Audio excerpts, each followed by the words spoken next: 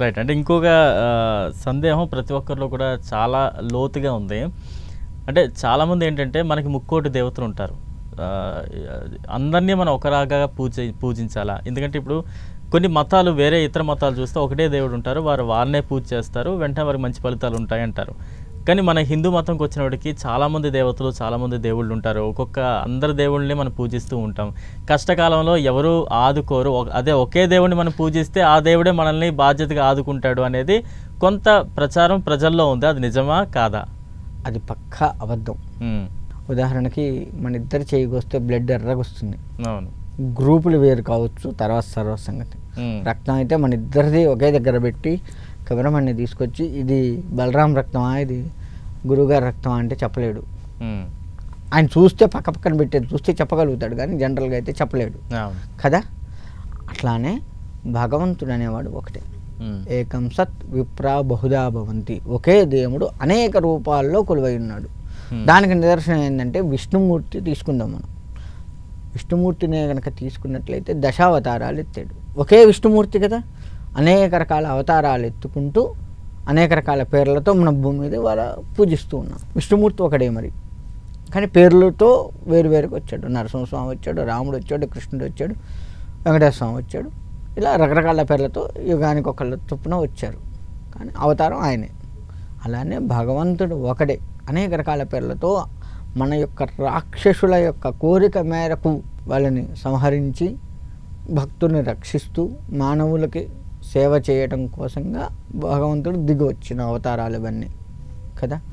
అయితే ఇక్కడ ఏంటంటే ఏ దేవతని పూజించినా సర్వదేవ నమస్కార కేశవం ప్రతిగచ్చతే అని చెప్పి ఏ భగవంతుడికి పూజించినా స్వామివారికి చెందుతుంది. ఒకే పరమాత్మ అనేక రూపాలుగా వచ్చాడు కాబట్టి ఏ పరమాత్మకు పూజించినా ఆయనకు చెందుతుంది. ఈ దేవుడు వేరు, ఆ దేవుడు వేరు, వెంకటేశ్వర స్వామి వేరు, నరసింహస్వామి వేరు, శివుడు వేరు లేదు. శివకేశవులు ఇద్దరు ఒకటే, భేదాలు చూపించకూడదు. ఒకటి. నువ్వు విష్ణువుని పూజించినా శివుడికి పోతుంది, శివుడిని పూజించినా విష్ణువుకి పోతుంది. ఇద్దరిని పూజిస్తే ఒకే పరమాత్మ కాబట్టి ఆయనకు అందిపోతుంది. ఓకే, ఇలా ఉంది. ఇక్కడ మీరు ఇంకొకటి అన్నారు, ఇతర మతాల వాళ్ళు ఒకే దేవుడు, సో ఆయన్ని పూజిస్తే ఒక దేవుడే కాబట్టి ఆదుకుంటాడు అని. ఇక్కడ మనకి ఒకే దేవుడు. ఇక్కడ తేడా ఎక్కడొచ్చిందంటే, ఉదాహరణకు నేనున్నాను, ఎవరి మీద తీసుకుంటే కోపాలు, అందుకని నా మీద నేనే వేసుకుంటున్నాను. నేనున్నాను, హిందువుగా ఉన్నాను, పూజిస్తున్నాను. ఎంతసేపటికి నాకు దేవుడు కరుణించట్లేదు. ఈ దేవుళ్ళు కరుణించరు, వేస్ట్ అని మతం మారంగానే నేను చేసిన పని ఏంది, ఎక్కువ భక్తితో ఆయన్ని ఆరాధించా. ఎక్స్ దేవుడు ఆరాధించిన వాడిని ఆరాధిస్తున్నట్టు ఉన్నానా? ఖాళీ దొరికితే పుస్తకం తీస్తున్నా, చదువుతున్నా, ఆయన యొక్క సూక్తులని చదువుతున్నా, నా పని నేను చేసుకుంటున్నా, అవి చదువుతున్నా, ప్రతి ఆదివారం వెళ్తున్నా, వస్తున్నా, ఆయన్నే నింపుకుంటూ ఉన్నా. అదే పని నువ్వు ఇక్కడ ఎందుకు చేయట్లేదు? నేను హిందూగా ఉన్నప్పుడు అదే దేవాలయానికి వెళ్తూ నిష్కల్మషమైన భక్తితో నాకు ఆయన ఎట్టి పరిస్థితుల్లో నన్ను కరుణిస్తాడు అని చెప్పేసి నమ్మి, మనకు అనేక గ్రంథాలు ఉన్నాయి. నేను ఉదాహరణకు రాముడిని నమ్మా అనుకుందాం, రాముడు వేస్ట్ అని చెప్పి నేను మతం మారా. ఇదే రాముడిని నమ్ముతూ ఉన్నప్పుడు రామాయణాన్ని ఎందుకు దగ్గర పెట్టుకొని చదవట్లే నేను? ఇంకో దగ్గరికి పోయినప్పుడు నువ్వు చిన్న పుస్తకం పెద్ద పుస్తకం పక్కన పెట్టుకొని చదువుతున్నావు ఖాళీ దొరికినప్పుడల్లా. మరి నేను రాముడిని నమ్ముతున్న సమయంలో నేను రామాయణాన్ని ఎందుకు పెట్టుకొని చదవట్లేదు? అంటే ఇక్కడేమో నువ్వు సరిగ్గా లేక పక్కకు పోయావు, ఇక్కడుంటే ఈయన కాపాడుతాడు కదా. ఈయనే ఆయన కూడా ఒక రకంగా చెప్పాలి అంటే, భగవంతుడు అనేవాడు నువ్వు మతం మారినా భగవంతుడు మారడు. కాకపోతే పేర్లు మారి వచ్చినాయేమో తప్ప భగవంతుడు మారడు. ఎక్కడున్నా భక్తుడు ఏ రూపంలో ఉన్నా రక్షించడమే ఆయన పని. ఓకే. కాబట్టి మతం మారడం అనేది తప్పు ఒకటి.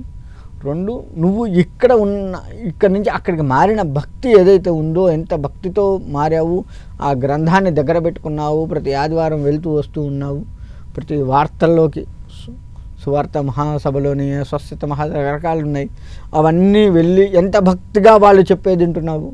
ఇవన్నీ కూడా నువ్వు ఇక్కడ చేసి ఉంటే, ఈ రాముని నమ్ముతున్నప్పుడు మన దగ్గర కూడా అనేక మంది గొప్ప గురువులు ఉన్నారు, ఆధ్యాత్మికవేత్తలు ఉన్నారు. వారు చెప్పింది నమ్ము, వారు చెప్పింది పాటించు, రామాయణాన్ని ప్రతిరోజు చదువు, ఎందుకు నీకు వచ్చి కూర్చొని రాముడు నీకు ఎందుకు కూర్చోడు? అలా కూర్చున్న వాళ్ళు ఎంతోమంది ఉన్నారు కదా వాళ్ళకి. మనం ఉదాహరణకు తీసుకోండి, అయోధ్య కట్టాం. అయోధ్య కట్టినప్పుడు ఎంతమంది భక్తులు రాముడి కోసం సేవ చేసుకున్నారు, వచ్చి తరించిపోయిన వాళ్ళు ఎంతోమంది ఉన్నారు అక్కడ. మన కుంభమేళ అయింది, ఎన్నడన్నా అంతమంది స్వామీజీలని అంతమంది సన్యాసుల్ని చూసామా? చూడలేదు. మరి మన కుంభమేళాలో చూసాం. మరి వాళ్ళందరూ తరించిపోతూ ఉండి తరించిపోయిన వాళ్ళు కాదా? మళ్ళీ వాళ్ళు ఇప్పుడు ఎక్కడున్నారో అంత, ఇప్పుడు 1,00,000 మంది వచ్చారు, 1,00,000 మంది ఎక్కడున్నారో ఎవరన్నా ఏ మీడియా కానీ ఏ భక్తుడు కానీ గ్యాదర్ చేయగలిగారా? లేదు. వచ్చినప్పుడు ఒకే దగ్గర ఉండబట్టి నీకు అన్ని కెమెరాల్లో 1,00,000 మంది కనపడ్డారు, అయిపోయింది. ఎటో అటు వెళ్తున్నప్పుడు నువ్వు ఒక్కరినన్నా నువ్వు పోయి గ్యాదర్ చేసి ఫలానా వాళ్ళు ఫలానా దగ్గర ఉన్నాగా పట్టుకోగలిగామా? అంటే తరించిపోయిన వాళ్ళు కొంతమంది తరించిపోతూ ఉన్నవాళ్ళు, ఒకే దేవుణ్ణి నమ్మి తరించిపోవట్లేదు. ఈ కాలంలో నిన్న కాక మొన్న కుంభమేళాలో కనపడలేదా? ఒకే దేవుడు ఉన్నాడనే కదా మనకు.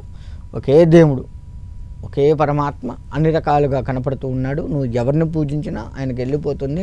మతం మారి గోలగోల చేసుకోవాల్సిన పని లేదు. ఏనని భక్తిగా నమ్ము.